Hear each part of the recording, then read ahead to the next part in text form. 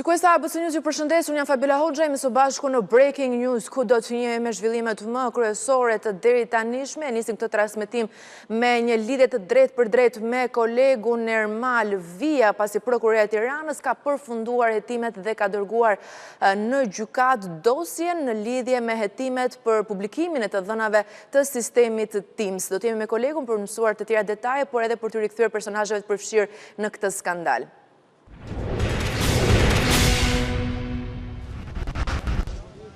Ermal, të përshëndes, të dhënat e kësaj dosje dhe sigurisht për të rikthyer pak se çfarë ndodhi më konkretisht.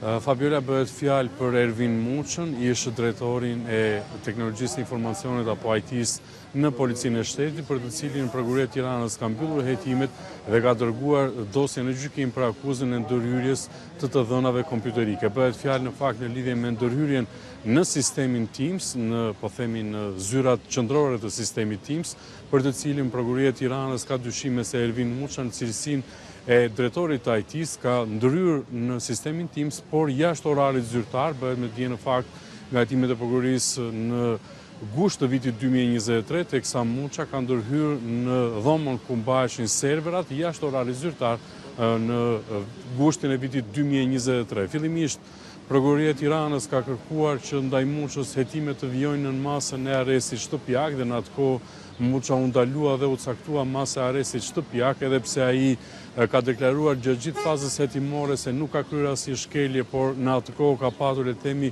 sa i takon sulmeve kibernetike për të cilat në cilësinë e drejtorit të IT-s Muça do duhet të ndërhynte për të rikuperuar të dhënat apo për të, le të themi, për të mbajtur në mbikëqyrje sistemin Teams, por gjithë të, thot Prokuroria e Tiranës, e ka bërë në tej kompetencave për të cilin ai duhet të ndërhynte, pra tej orarit zyrtar dhe pa marrë një leje në organet kompetente. Edhe për këtë ndaj tij janë mbyllur hetimet dhe tashmë do të përballet me akuzën e ndërhyrjes së pa autorizuar të sistemeve kompjuterike. Do të shohim më pas kur dosja të përfundojë në gjykatë, në rast se gjykata do e pranojë kërkesën e prokurorisë dhe të kalojë më pas dosjen për gjykim ndaj Muçës. Nga ana tjetër, prokuroria ka fraksionuar dosjen, ku ka dyshime se mund të ketë edhe persona tjerë të përfshirë me akuzën e shpërdorimit të detyrës, por deri në këtë fazë hetimore nuk është bërë mundur, le të themi, përgjegjësia penale për personat e tjerë dhe do të vijojë tashmë hetimet për këtë akuzë, pra për atë të shpërdorimit të detyrës në drejtim të zyrtarëve të tjerë, të cilët mund të rezultojnë të përfshirë. Tashmë i vetmi person ndaj të cilit është komunikuar dhe zyrtarisht akuza dhe janë mbyllur hetimet është ish drejtori i IT-s Ervin Muça, që do të përballet me akuzën e ndërhyrjes së pa autorizuar në sistemin Teams. E kuptoj. Mirë, Ermal, faleminderit për këtë raportim. Kosova tronditet nga një tjetër ngjarje e rëndë, treta në pak ditë një burr u vrap, një tjetër mbeti i plagosur nga një sulm me armë në Prishtinë. Policia tha se agresorët ishin 2 persona të maskuar që qelluan ndaj viktimave, ende nuk dihen të dhënat për autorët dhe motivet e kësaj ngjarje. Një person ka ndëruar jetë dhe një tjetër shplagosur në Prishtinë pasi ndaj tyre është qelluar me armë. Policia tha se viktima është Naser Gashi, 62 vjeçar, ndërsa i plagosuri është Miftar Miftari, rreth 40 vjeç. Në raportin e policisë së Kosovës thuhet se dyshohet që 2 persona të maskuar kanë qelluar me armë zjarri në drejtim të viktimave. Gashi ka ndëruar jetë ndërsa ishte duke u trajtuar në qendrën klinike universitare të Kosovës, ndërsa i plagosuri Miftar Miftari është duke marrë trajtim mjekësor. Deri tani nga policia e Kosovës nuk ka të dhëna për autorit e krimit apo motivet e tij. Kjo është vrasja e tretë që ka ndodhur në Kosovë në ditët e fundit. Mbrëmjen e 23 marsit, një 19 vjeçar u vra me armë zjarri në Vushtri nga një bashkëmoshatar i tij. Autoritetet kapën të dyshuarin dhe ai thuhet se ka planuar fajsin. Një ditë më pas, Vushtria u trondi sërish nga një ngjarje e rëndë. Një grua 42 vjeçare u vra në fshatin Stanoc. Autori dyshuar i krimit, 58 vjeç, më pas vrau veten.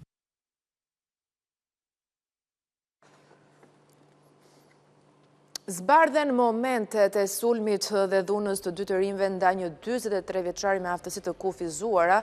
Ngjarje kjo e ndodhur më 20 mars në Lushnjë dhe e denoncuar në media.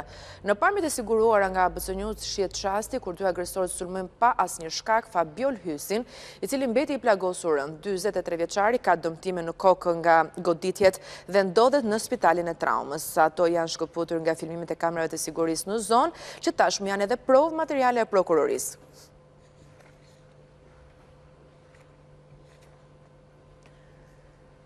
Një 22 vjeçar ka humbur jetën teksa punonte në Itali. Riu I identifikuar si Daniel Tafa ka qenë duke punuar në një fabrikë stampimi të ingranazheve industriale, ku një copë e nxehtë metali e ka shpuar në shpinë, gjë që I ka shkaktuar edhe vdekjen e menjëhershme. Nuk është ende e qartë se çfarë shkaktoi incidentin në punë, një mosfunksionimi I makinerisë apo një manovër e gabuar nga ana e të riut, ndërkohë që rasti është vënë nën hetim nga autoritetet. Sipas mediave italiane, Daniel Tafa kishte festuar ditëlindje një ditë më parë, një ditë para se ai të ndërronte jetën.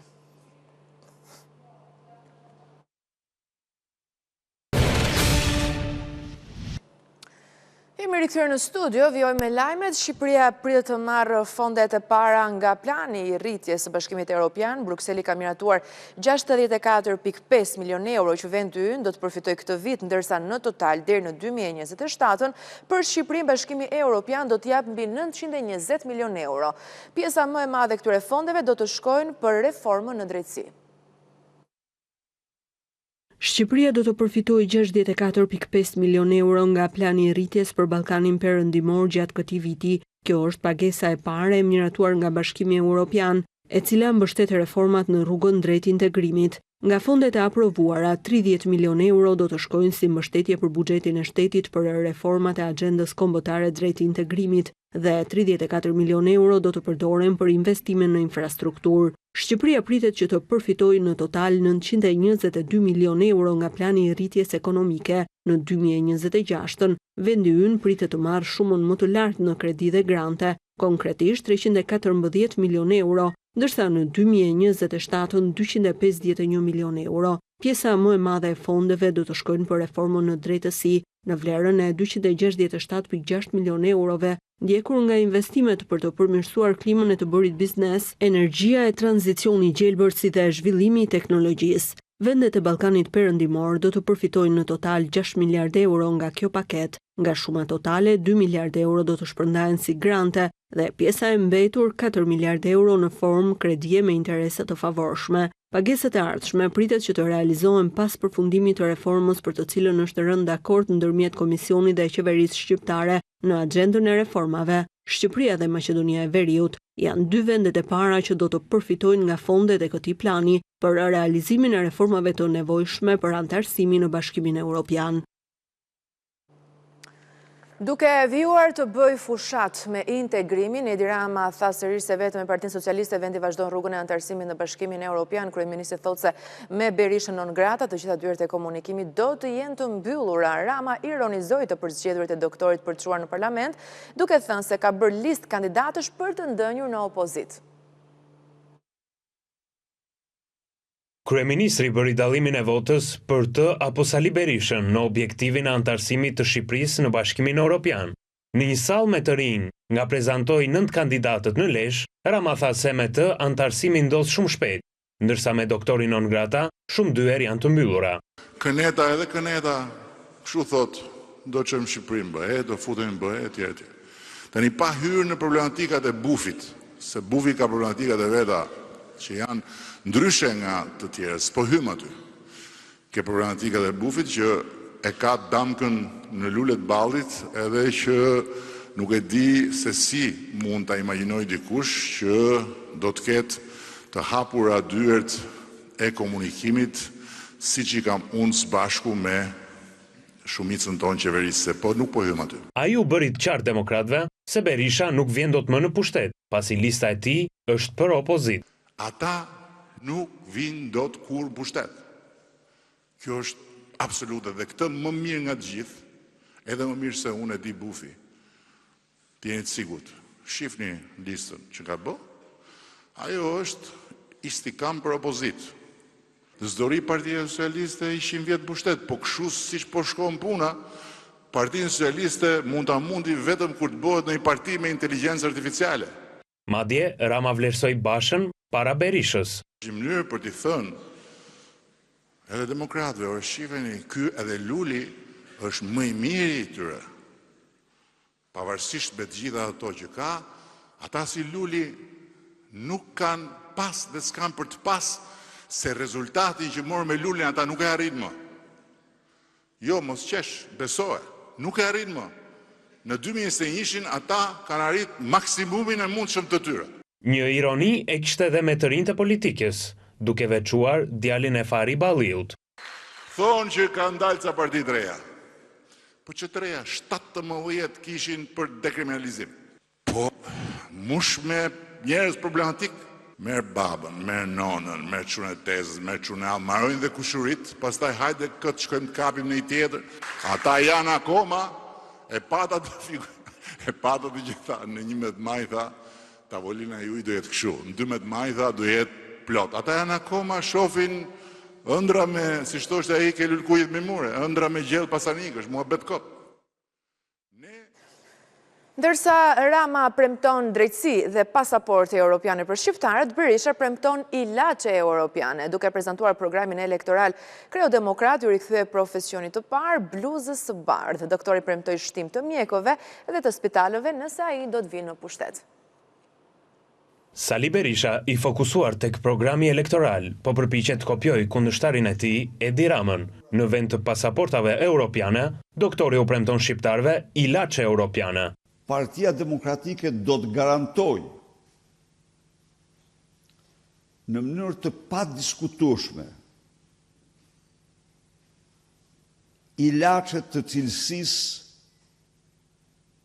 që përdoren në vendet anëtare të Bashkimit Evropian, duke ndaluar me ligj futje në Republikën e Shqipërisë të çdo medikamenti që nuk është përdorur dhe që nuk përdoret në 2 vendet Bashkimit Evropian. Ndoshta doktorin e ka kapur nostalgjia për vitet si pedagog, ndërsa premtoi një fakultet të dytë mjekësie apo 2 fishim pagash për mjekët e infermierët. Shtimi i mjekëve, hapja e një fakulteti të dytë mjekësie, me qëllim për të kapur sa më shpejt standardin evropian në mjek për frym, nuk do mund të qëndrojë pa dyfishuar rrogat e mjekëve dhe infermierëve në Shqipëri.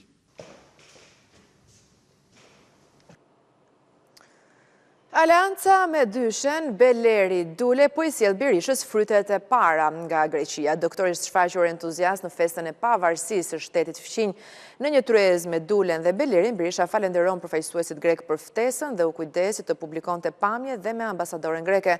Doktori shfaqet i lumtur që Athina i ka hapur dyert teksa perëndimi e ka izoluar.